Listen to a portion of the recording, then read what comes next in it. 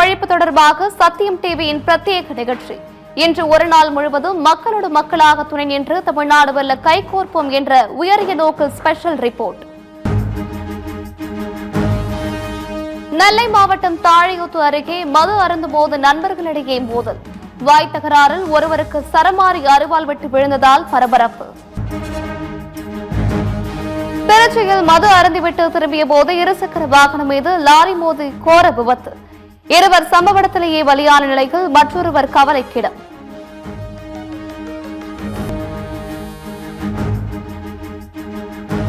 நாகர்கோவில் சிறையில் கைதி கொல்லப்பட்ட சம்பவத்தில் சிறை காவலர்கள் 3 பேருக்கு 15 நாட்கள் நீதிமன்ற காவல். நாங்குநேரி சிறையில் வைக்க நாகர்கோவில் குற்றவியல் நடுவர் நீதிமன்றம் உத்தரவு.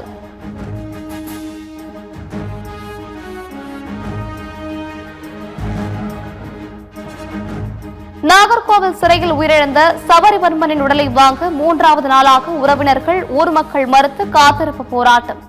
அரசு வேலைக்கான பணியானை உரிய நிவாரண நிதி கைதானவர்கள் மீது கடுமையான நடவடிக்கை எடுக்க வேண்டும் என வலியுறுத்தல்.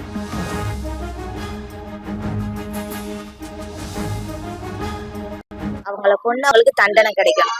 4 வயசுல ஒரு பையன் இருக்கான், அவனோட படிப்பு செலவு பார்க்கணும், அவன் ஏதாவது நீ உதவி தரணும். எனக்கு நிரந்தரமான ஒரு அரசாங்க வேலை இந்த அரசாங்கத்திலிருந்து கிடைக்கணும். சிஎம் விஜய் சார் இதுக்கு இந்த பிரச்சனைக்கு உரிய தீர்வு தரணும். அவங்க நாகர்கோவில் லாக்அப் மரணம் தொடர்பாக முதல்வர் விஜய் பதிலளிக்க வேண்டும். தமிழக முன்னாள் அமைச்சர் ஜெயக்குமார் வலியுறுத்தல்.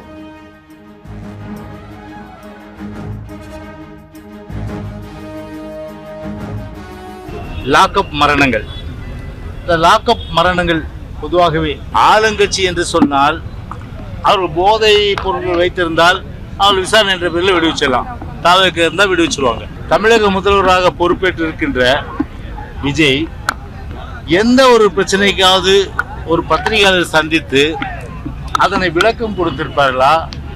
எந்த விளக்கமும் கொடுக்கவில்லை, பத்திரிகையாளர் சந்திப்பும் இல்லை.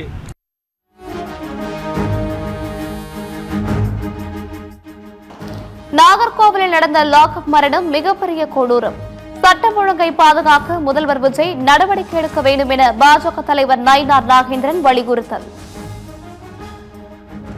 கன்னியாகுமரி மாவட்டம் நாகர்கோவில் நடந்த லாக்அப் டெத் மரணம் என்பது மிகப்பெரிய ஒரு கொடூரமான சம்பவமாக இருக்கிறது. இந்த ஆட்சி முதலமைச்சர் மதிப்புக்குரிய திரு ஜோசப் விஜய் அவர்கள் இதை கட்டுப்படுத்துவதற்கு, சட்ட ஒழுங்கை பாதுகாப்பதற்கு, நாட்டு மக்களை போதைப் பொருட்களிலிருந்து மீட்பதற்கு உடனடியாக நடவடிக்கை எடுக்க வேண்டும் என்று பெருந்தலைவர் காமராஜ் பிறந்த இந்த நாளில் நாங்கள் கேட்டுக்கொள்கிறோம். அமைச்சரவையில் இடம்பெறுவோம் என எதன் அடிப்படையில் வீரபாண்டியன் கூறினார் என மார்க்சிஸ்ட் மாநில செயலாளர் சண்முகம் கேள்வி. அமைச்சரவையில் சிபிஎம் கட்டாயம் பங்கேற்காது எனவும் உறுதி.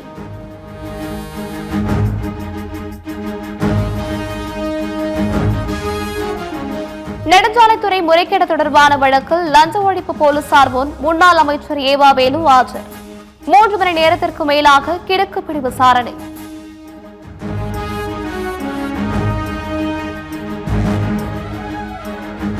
திமுக முன்னாள் அமைச்சர் ஏவா வேலுவுக்கு எதிரான லுக் அவுட் நோட்டீஸ் ரத்தை எதிர்த்த தமிழக அரசின் மனு தள்ளுபடி. ஏவா வேலு தமிழகம் திரும்பிவிட்டதால் தற்பொழுது எந்த உத்தரவும் பிறப்பிக்க முடியாது என உச்சநீதிமன்றம் விளக்கம்.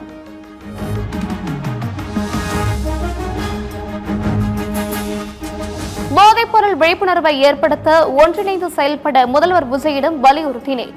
விழிப்புணர்வு தொடர்பாக கேரளாவுக்கு வரும்படி முதல்வர் விஜய்க்கு கேரள உள்துறை அமைச்சர் ரமேஷ் தென்னதலா அழைப்பு.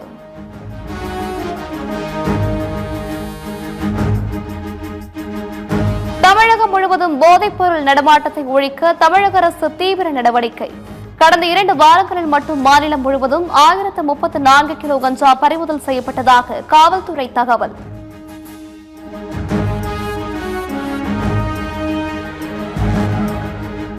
தமிழ்நாட்டில் இன்று முதல் 17ஆம் தேதி வரை வெப்ப அலை வீசக்கூடும்.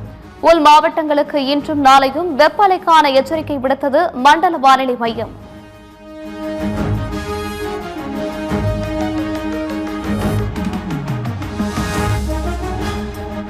இந்தியாவில் தென்மேற்கு பருவமழை தற்பொழுது பலவீனமாக உள்ளதால் தமிழ்நாடு உள்ளிட்ட மாநிலங்களில் மழைப்பொழிவு குறைந்து வெப்பநிலை அதிகரிப்பு. நாளை மறுநாள் முதல் பருவமழை படிப்படியாக வலுப்பெற்று தமிழ்நாடு உள்ளிட்ட பகுதிகளில் மழை அதிகரிக்கும் என மண்டல வானிலை ஆய்வு மையம் தகவல்.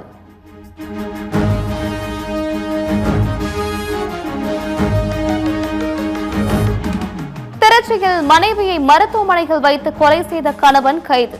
கூர்மையான ஆயுதத்தால் தாக்கியதில் மருத்துவமனையிலேயே உயிர் பிரிந்த சோகம்.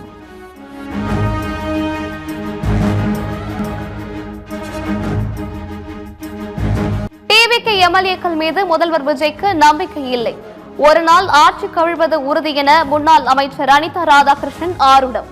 அதாவது தவகாவில் இருக்கின்ற எம்எல்ஏக்கள் இன்னைக்கு இருக்கின்ற முதலமைச்சர் நம்பிக்கை இல்லை அந்த எம்எல்ஏக்கள் மேல.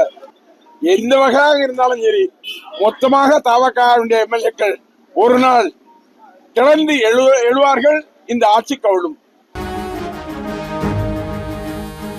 விராலிமலை தொகுதியில் வாக்காளர்களுக்கு சி விஜயபாஸ்கர் பரிசு கூப்பன் கொடுத்ததாக திமுக வேட்பாளர் தொடர்ந்த வழக்கு. முன்னாள் அமைச்சர் சி விஜயபாஸ்கர் தேர்தல் ஆணையம் பதிலளிக்க சென்னை உயர்நீதிமன்றம் உத்தரவு.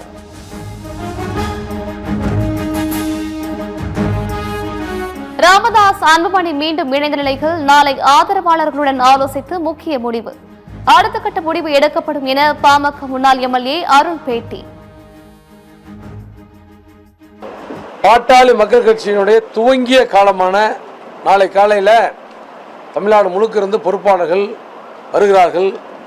வந்து எங்களுக்குள்ள ஒரு கலந்த ஆலோசனை, என்ன அடுத்த கட்டம் நம்ம என்ன செய்ய போகிறோங்கிறது குறித்து கலந்து ஆலோசிப்பதற்காக ஒரு கூட்டத்தை ஏற்பாடு செய்திருக்கிறோம். நெல்லையில் காமராஜர் பிறந்தநாள் விழாவில் காங்கிரஸ் எம்பி முன்னிலையிலேயே மோதிக்கொண்ட தலைவர்கள். கேமராவுக்கு போஸ் கொடுக்க மூண்டியடித்ததால் மோதல்.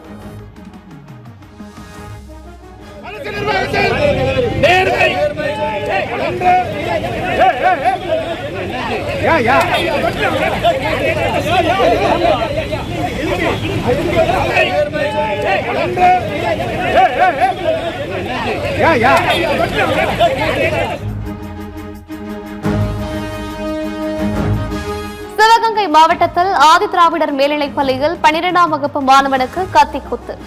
சக மாணவருடன் ஏற்பட்ட பிரச்சனைகள், தாக்குதலுக்கான மாணவனுக்கு 4 இடங்களில் காயம்.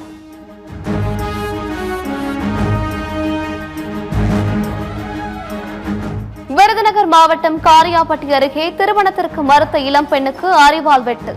தாக்குதலை தடுக்க வந்த பெண்ணின் தாயை இளைஞர் வெட்டி கொன்ற கொடூரம்.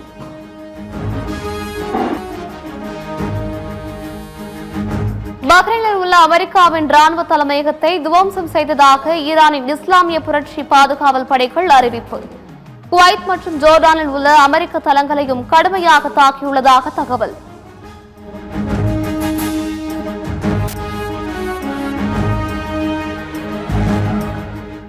உலகக்கோப்பை கால்பந்து அரையிறுதியில் தோற்றதால் பிரான்ஸ் ரசிகர்கள் கொந்தளிப்பு. பாரிஸ் உள்ளிட்ட இடங்களில் வாகனங்களை எரித்தும் டயர்களை கொளுத்தியும் வன்முறை.